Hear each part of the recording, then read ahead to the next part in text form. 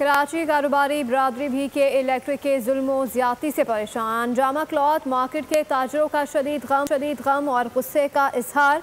Jamia alliance के chairman Sheikh इरशाद कहते हैं कि बिल अदा करने वाले लोड शेडिंग का अजाब क्यों भुगते हैं। शेख मोहम्मद रफीक का कहना था कि पथारे वालों से भत्ता लिया जाता है, बदतरीन लोड शेडिंग की जाती है। कराची को बचाने के लिए ताजरों का के इलेक्ट्रिक के खिलाफ कार्रवाई का मुतालबा।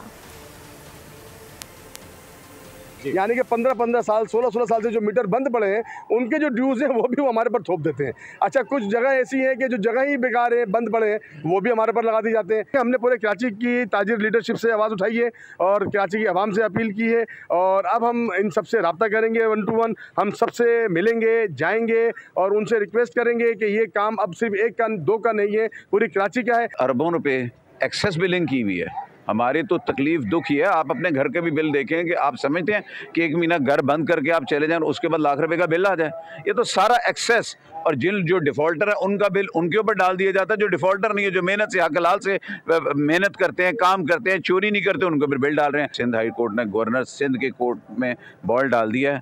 अब गवर्नर साहब, आप बहुत बातें करते हैं, अब आपके रिजल्ट का टाइम है। सब्सक्राइब करें और बेल दबाएं ताकि कोई खबर रह न जाए।